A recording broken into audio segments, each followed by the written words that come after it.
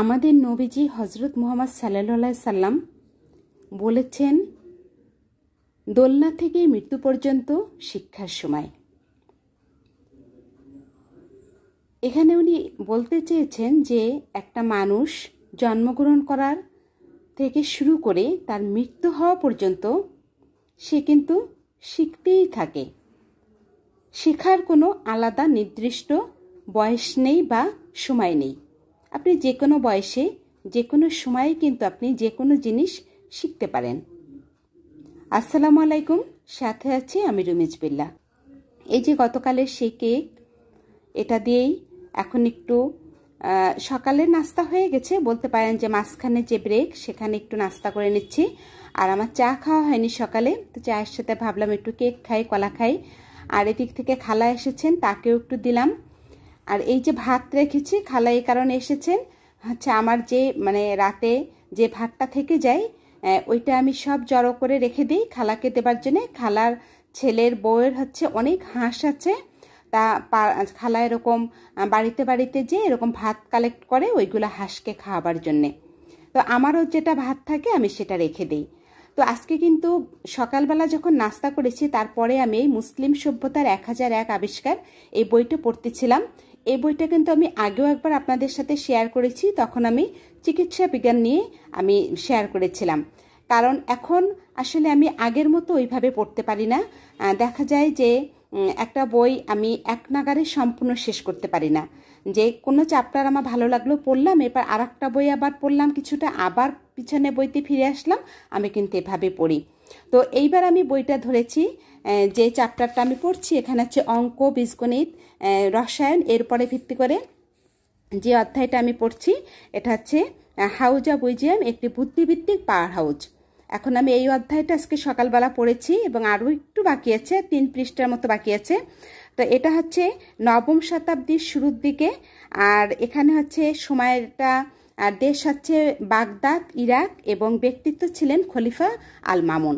তো দেখেন এখানে কিন্তু ছবি দেখাচ্ছে যে পুরুষ মহিলা, যে মহিলারা যে শিক্ষার দিক থেকে এখনই শুধু এগিয়ে আছে, আগেকার যুগে কিছুই জানতো না, কথাটা কিন্তু একেবারেই ভুল। 9ম শতাব্দী বোঝেন যে সেটা কত আগে, তখনই কিন্তু দেখেন এরা জ্ঞান চর্চা কিভাবে চলছে, এবং এখানে কিন্তু মুসলিম নারীরা পর্যন্ত আছে। কারণ এই বইটাই তো মুসলিম ধর্মের যারা তাদেরই করা, কারণ সব আবিষ্কারই মুসলিম ধর্মের যারা ছিলেন বড় বড় স্কলার তারাই কিন্তু আবিষ্কারগুলো করেছেন, পরবর্তীতে আমাদের কাছ থেকে হাতছাড়া হয়ে গেছে। তো মেয়েরাও কিন্তু, মুসলিম মেয়েরাও তখন পিছিয়ে ছিল না। আর এটা হচ্ছে এটা টলেডোর একটা কি বলবো, এটা হচ্ছে একটা সেন্টার, যেখানে হচ্ছে প্রশিক্ষণ কেন্দ্র, যেখানে আরবি এবং হিব্রু ভাষা প্রশিক্ষণ দেওয়া হয়। আর ইনি হচ্ছেন বীজগণিতের জনক আল খাওয়ারিজম। তো আল খাওয়ারিজম এটা হচ্ছে 1983 সালের মেক্সিকোতে ওনার এই ছবিটা। তা উনি কিন্তু আমাদের বীজগণিতের জনক। আর বীজগণিত ছাড়া তো বোঝেনি যে আমাদের সব কিছুই একেবারে অচল। আর এখন তো পাটিগণিত প্রায় উঠেই গেছে, আমাদের সময় আমরা যেমন পাটিগণিত করেছি এখন কিন্তু সেটা আর নেই। তো এই যে এখানে একটা চর্চা করা হচ্ছে, এটা হচ্ছে নক্ষত্রের গতিবেগ হিসাব। তো আর হচ্ছে দৈর্ঘ্য কি করে নির্ণয় করতে হয়, আর আকাশের নক্ষত্রগুলা কোথায় কিভাবে কি অবস্থানে আছে, ওই যে দেখেন ওয়ালে বোর্ডের পরে ছবি এঁকে এঁকে শেখানো হচ্ছে। আর পাশেই কিন্তু কোণ আবিষ্কার করার জন্য সব যন্ত্রপাতি রয়েছে, এখানেও কিন্তু মহিলারা রয়েছে এবং এরা সব মুসলিম মহিলা। তখনকার যুগে মুসলিম মহিলাদের সাথে ইহুদি এবং খ্রিস্টান এরাও কিন্তু যোগ দিতেন। তো সবাই মিলেই কিন্তু জ্ঞান চর্চাগুলা করতেন, তাদের ভিতরে কোনো হিংসে বুদ্ধি ছিল না, তারা হচ্ছে সবাই জ্ঞান চর্চা আর জন্যই তারা হচ্ছে সবসময় ব্যস্ত ছিলেন। আর এই যে এখানে দেখা যাচ্ছে যে ছবিটা আমরা দেখতে পেলাম, তো এই ছবিটা হচ্ছে একটা পাণ্ডুলিপিতে গোলাপ জলের ভর্তি করে এক পাত্রে বাষ্প করে আর এক পাত্রে নেওয়া হয়েছে, সেই রকম একটা ছবি ওখানে দেখানো হয়েছে। আর এখন যে ছবিটা দেখতে পাচ্ছেন সেটা হচ্ছে রসায়নবিদ আল রাজি তার গবেষণাগারে কাজ করছেন এবং তিনি পাতন প্রক্রিয়া আবিষ্কার করছিলেন।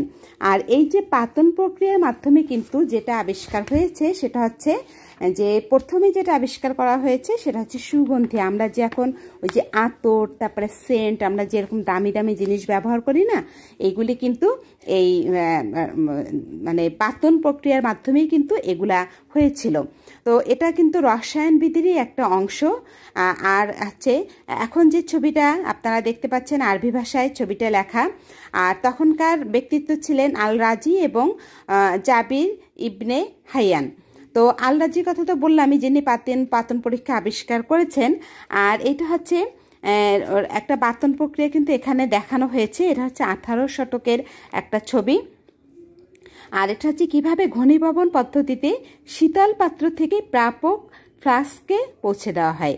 যে শীতল পাত্র থেকে আমরা যেটা পাচ্ছি সেটা ফ্লাস্কে পৌঁছে দেওয়া হয়, সেই প্রক্রিয়াটি দেখানো হয়েছে। আর এটা হচ্ছে একটা আধুনিক শোধনাগার, মানে এটা হচ্ছে বর্তমানের একটা ছবি, যে আধুনিক তখনকার যুগের পাতন প্রক্রিয়াটা ওইভাবে ছিল এবং বর্তমানে কিন্তু শোধনাগার হয়েছে এবং সেটা কতটা উন্নত হয়েছে সেটা এখানে দেখানো হয়েছে। তো এটা হচ্ছে আমরা এখন বাণিজ্যিক রসায়ন, আমরা সেই চ্যাপ্টারটা পড়ছি, বাণিজ্যিক রসায়ন। তো এইভাবে করে কিন্তু দেখা যাচ্ছে যে আমরা অনেক কিছু, মানে কি বলবো, যে মুসলিম সভ্যতার যে 1001 আবিষ্কার, আর সেটা এই বইটা আসলে পড়তে গেলে মানে কি বলবো, যে কত কিছু যে জানা যায়। এবং আমি মনে করি যেটা প্রতিটা ছেলেমেয়ের হাতে, আমাদের ছেলে মেয়েদের হাতে এই বইটা তুলে দেওয়া দরকার। যে আমরা কিন্তু এখন জানি যে যত আবিষ্কার, আর বেশিরভাগই ইউরোপ আমেরিকা এদিক থেকেই হয়েছে এবং তারা যে ধর্মের সেভাবেই এসেছে, ব্যাপারটা কিন্তু একেবারেই ভিত্তিহীন এবং ভুল। সব কিছুরই শুরুটার আবিষ্কার ছিল আমাদের মুসলিম সভ্যতা। তো এই জন্যেই কিন্তু আমাদের ছেলেমেয়েদের হাতে প্রত্যেক বাবা মার উচিত এই বইটি তুলে দেওয়া, যে সব কিছু জানতে এবং তাদের ধারণাগুলো ভুল ভেঙে দিতে, সেই সাথে নিজেদের ধারণাগুলো তো আগে ভুল হতেই হবে। আর এই যে আলাস্কা থেকে আমি যে 4টা বুক কার্ড পেয়েছিলাম, আমি কিন্তু সেই বুক কার্ডগুলোই এখন কাজে লাগাচ্ছি, যখন যে অধ্যায় পড়ছি ভিতরে রেখে দিচ্ছি। তো আমার কিন্তু মাত্র 2টো অধ্যায় পড়া হলো, চিকিৎসা বিজ্ঞান আর গণিত আর রসায়ন। এখন আমি ভাবতেছি কোন অধ্যায়টা যাব, কারণ এই বইয়ের আমি আরও একটা অধ্যায় পড়ে এরপরে আবার আমি অন্য বইতে ফিরে যাব। আর মাঝে মাঝে তো আলাস্কার বইটা পড়ছি। আলাস্কার বইটা কিন্তু সাধারণত হচ্ছে নবীজি সাল্লাল্লাহু আলাইহি সাল্লামের জীবনে যত আমল করেছেন সেটা হচ্ছে সেই বই। আর এগুলা থেকে জানা যায় যে আমাদের কি আবিষ্কার আছে না আছে, সেই ধারণা সম্পর্কে আমরা জানতে পারি, বিভিন্ন ছবি দেখতে পারি, বিভিন্ন বিজ্ঞানিকদের ছবি দেখতে পারি। তো এখন আমি পড়বো এই অধ্যায়টা।